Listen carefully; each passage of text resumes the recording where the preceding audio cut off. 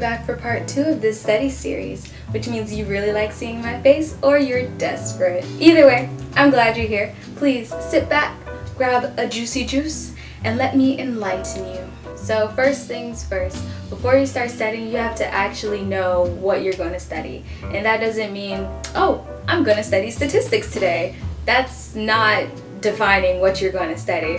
Defining what you're going to study is actually looking and seeing the concepts that you need to know for the test and picking out which concepts you need help with and studying those specific concepts. Not just studying statistics or whatever you're studying in general, but specific concepts that you need help with.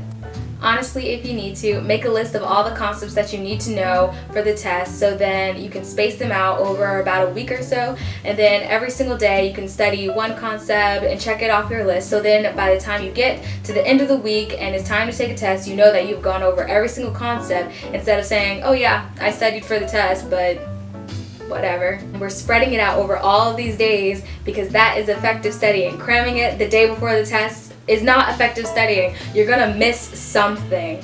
Number 2, create a study schedule. Having a study schedule or a designated time for studying for each of your classes every single day makes it a little bit easier for your body to get in a good rhythm. So then, for example, if you studied at 2 o'clock every single day, when you get past that 21 days of habit formation, on day 22, your body will be in such a good rhythm that you'll be like, it's 2 o'clock. You know what I feel like doing right now? Studying.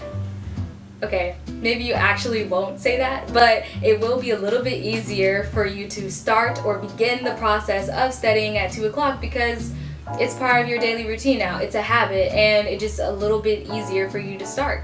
Number 3, have a study space. Bro, we're about to get in some real psychology right now, okay? This tip is all about conditioning. You remember in your 10th grade psychology class where your teacher was talking about Pavlov and the dogs and the saliva with the little bell, and you were like, oh, this doesn't apply to me. I'm not a dumb dog that would fall for something like this. Well, I'm here to tell you, you are. When you have a study space, you're preparing your body, your mind, and your soul because studying takes a lot out of you. You're preparing everything to get ready to hunker down and to actually start studying. In other words, when you sit in that nice study chair and you feel the desk beneath your hands and you smell that aroma from your diffuser, your brain is like, oh yeah, it's time to study.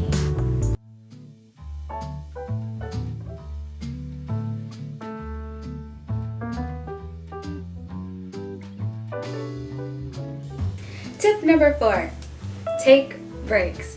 I know you guys have seen those YouTube videos that are like, how I study for 10 hours straight with no breaks. Like, that's not normal. That's such a slim portion of the population that can actually do that, and I really don't think it's conducive for studying or to be a good student, something that you have to do. I mean, of course, if you're like a medical student or if you're in law school or something like that, that's a different story. But if you're like an undergraduate, I don't really see a reason why you have to study for 10 hours straight with no breaks.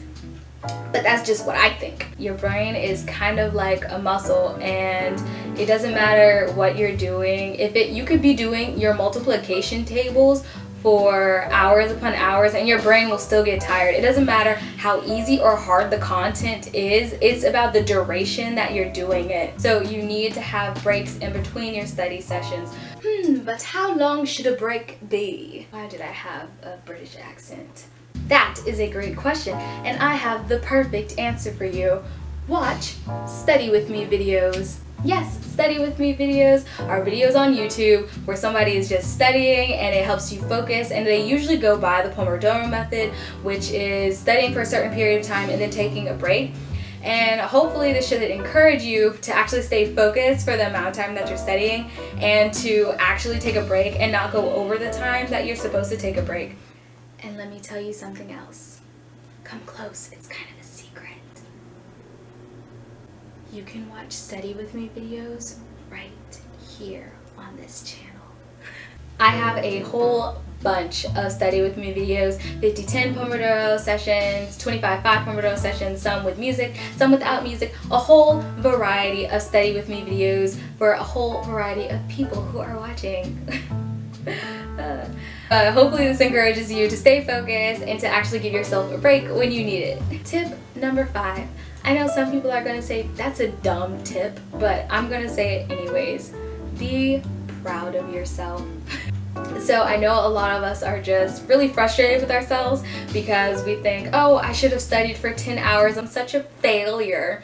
But that's not normal. We have to change the way we think about studying so that we don't put so much pressure on ourselves to be this type of study person. Sometimes you might just need to study for an hour, take a break, study for another hour, go out, get some lunch, reward yourself so that the studying process isn't related to something that's stressful and frustrating, but rather it's related to something that you can feel proud about and something that you can reward yourself with. So hopefully just being more appreciative and recognizing all the things that you actually do will make the studying process a little bit easier for you. Okay. That's the end of our part 2 study series, or I guess our study series in general. I hope that I have enlightened you enough and that you will be able to study better this semester and get even better grades on your tests and quizzes. Don't forget to check out those study with me videos that I mentioned earlier in this video. And if you like this video, like and subscribe, and I hope to see you guys next week for another video. Bye!